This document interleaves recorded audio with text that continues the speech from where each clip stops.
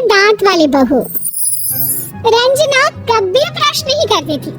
उसे कितनी बार उसके माँ बाप ने डांटा, लेकिन उसका कोई असर उस पर होता ही नहीं था, जिस कारण से उसके दांत पीले पीले हो जाते हैं शादी के बाद।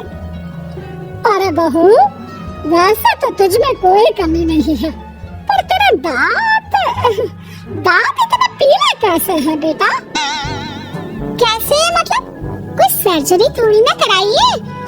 वो तो क्या नाम, मैं ब्रश नहीं करती थी तो पीले हो गए। अब क्या करूं? आप कहें तो लाल करवा लूं या फिर काले? यार ये क्या है, क्यों माँ से लड़ रही हो? लड़ रही हूँ? अरे मैं लड़ रही हूँ या ये बोल रही है कि दांत पीले हैं, पीले। अरे तपस्या थोड़ी ना की है इन्हें पीले करने के लिए। बकायदा ब्रश नहीं किया है 20 साल तक, तब जाकर। छी, कैसे बात कर रही हो? ये उस वक्त तो पीले नहीं थे जब हम लोग तुम्हें देखने आए थे। अरे तब साफ करवा लिया होगा डेंटिस्ट के पास जाकर। अब देखो कैसे पीले पीले लग रहे हैं। रंजना सास की तरफ गुस्से से देखती है। फिर शुरू हो गई पीले पीले पीले। अरे पीले तो तब भी थे जब मेरे हाथ का रसगुल्ला उड़ा उड़ा कर खा रही थी और बोल रही थी, लड़की नहीं गुणों का खजाना दे रहे भाई साहब। अब वो लोग करते भी तो क्या करते, पीले दांत वाली बहू पल्ले पड़ी थी तो झेलना तो था ही। एक दिन कीर्तन में रंजना गाना गा रही थी। अरे कमला बहन, माँ का द्वार आया तो सब शुद्ध होकर आता है, फिर अपनी बहू को ब्रश भी नहीं कराती तुम। दूर से पीले पीले दांत भक्ति में बाधा उत्पन्न कर रहा है। अरे कोई 2 साल के बच्चे थोड़ी ना लेकर आई हूँ मैं बहू बनाकर। अच्छी खासी लड़की है, अरे कैसे करवाऊं ब्रश? ये तो उसे खुद करना चाहिए ना। अब माँ बाप तो इसके जैसे तैसे निपटा दिए, ये नहीं सोचा कि सास कैसे संभालेगी। सास बहू को लेकर घर आ जाती है, लेकिन सोच लेती है कि अब इसे लेकर कहीं नहीं जाएगी। अगले रोज बहू कहती है, अरे क्या हो गया, मंदिर नहीं जाना क्या? कीर्तन का वक्त हो रहा है। मेरी मधुर वाणी से कान्हा जी जागते हैं और सोते हैं। आप तो जानती है ना उनकी भक्ति में कितना मन लगता है मेरा।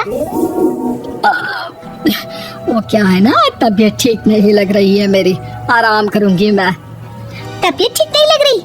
अभी तो मिथुन के गाने पर नाच रही थी आप, और अब बोल रही है कि तबीयत ठीक नहीं लग रही। अरे भक्ति में मन लगा लो सासू माँ, ऊपर जाना है, क्या मुंह दिखाओगी आप? हाँ? सास को बहू की बात पर गुस्सा आ जाता है। मैं क्या मुंह दिखाऊंगी, इसकी चिंता तो ना कर, समझी? अपने मुंह की चिंता कर, जो ये पीले पीले दांत लेकर हर जगह पहुंच जाती है। पता है लोग कितना मजाक बनाते हैं। ना जी ना, मैं नहीं जाना कहीं तेरे साथ। तो ये बात है, कोई ना, मत जाओ, मैं अपने कमरे में ही बैठकर भक्ति कर लूंगी। ऊपर वाला दांत थोड़ी ना देखता है, मन देखता है, भावना देखता है। और अरे बस बस, तू सब कुछ दिखा, बस ये सफेद चमकदार दांत ना दिखाना किसी को, है? जा यहाँ से। बहू को सास की बात का कोई फर्क नहीं पड़ता, वो तो जैसी थी वैसी ही रह जाती है। सुबह नहाकर किचन में खाना बनाना, फिर खाना खाना, कीर्तन भजन करना और सो जाना। एक दिन, माँ जी मैं सहेली के घर जा रही हूँ, शाम को लेट आऊंगी। हाँ हाँ तो जाना, मैंने कौन सा तेरी आरती करनी है घर पर बैठकर। रंजना सहेली के घर जाती है, जहाँ वो पार्टी में जाने की तैयारी कर रही होती है। अरे शिखा, कहाँ जाने की तैयारी कर रही है?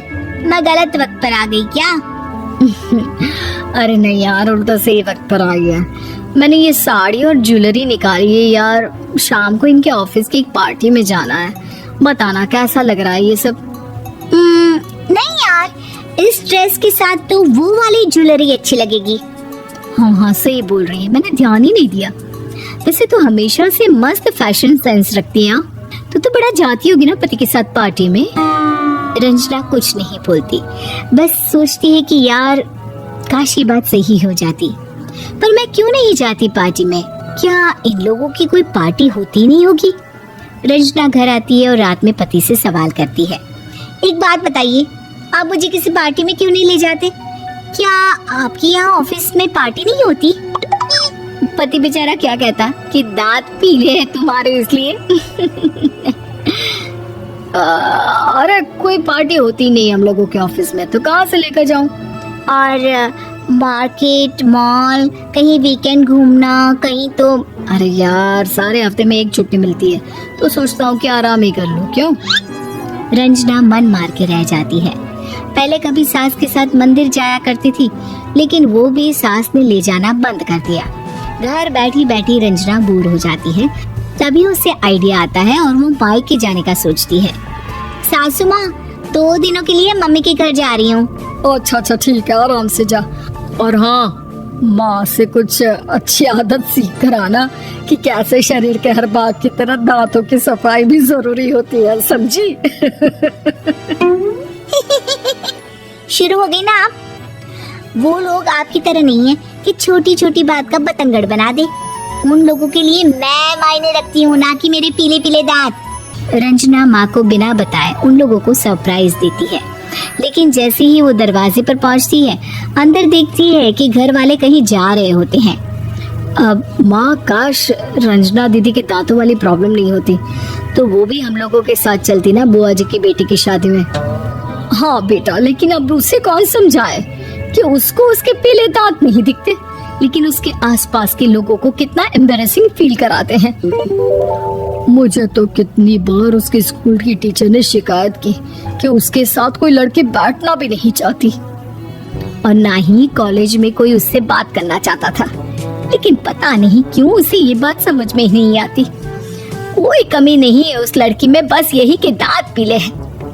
वो तो भला हो जीजा जी और उनकी माँ का, जो दीदी को जैसी है वैसे ही रखा हुआ है। रंजना को अपने घर वालों की बात सुनकर बहुत दुख होता है। वो सोचती है कि वो क्या करे, लेकिन फिर वो सीधा डेंटिस्ट के पास जाती है, अपने दांत चमकाती है और कसम खाती है कि वो रोज ब्रश करेगी। और क्या हो गया?